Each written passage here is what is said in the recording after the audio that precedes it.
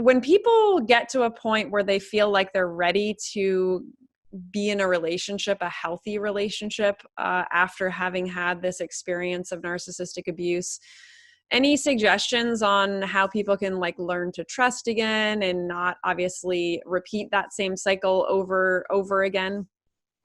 Yeah. So I think the first most important piece is making sure that you're waiting a long period of time to work on yourself. So there should be a minimum of 6 months, if not a year, maybe even more, working on reprogramming all this stuff, working on your self-care, because the tendency people have is to jump into another relationship and think, oh, this one's actually healthy this time, but it's just a more covert version, more hidden version of all the past relationships. So the very first thing, make sure you're taking time out for you to be alone, to work on yourself. It's really going to be worth it.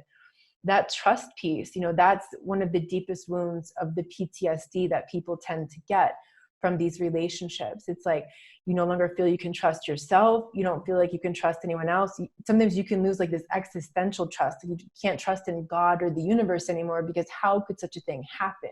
Mm-hmm. So rebuilding trust takes time. It takes a lot of time. And part of that is working on your intuition, is strengthening your relationship to your intuition, hearing it, feeling it, sensing it. And then the important part, acting on it. Because most of the time, even when we don't act on it, we heard it, we knew. If you ask people, about the early stages of those relationships, did you see something? Did you see any signs?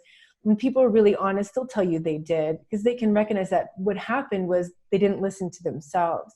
They deferred to the other person's reality, right? Or they gave them the benefit of the doubt.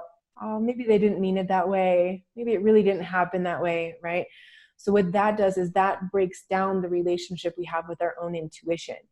And so it's like the intuition, it's like a friend that you have. Like if you're always giving your friend advice and your friend is just not taking that advice, you stop giving your friend advice, because you're wasting your energy.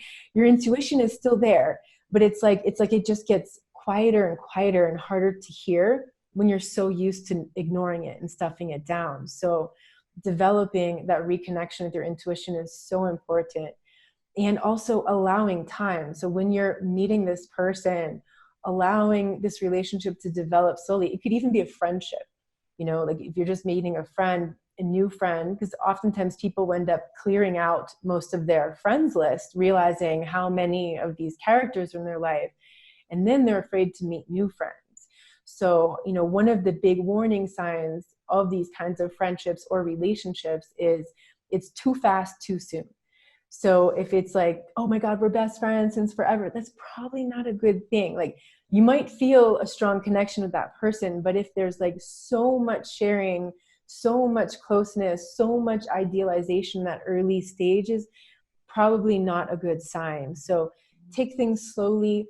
Healthy friendships, healthy relationships develop slowly over time. And trust is something that is built slowly over time, shared experiences together, observing the consistency of their behavior, observing their availability, because sometimes that's one of the biggest signs in the early stages is this person's weird inavailability. Like they're not available more than a few times a month, or maybe once a month, or maybe they're just not really available by phone or by text or something like that. And that could be a sign that they are cultivating other relationships. They've got something else going on. They might even be married and you don't know about it.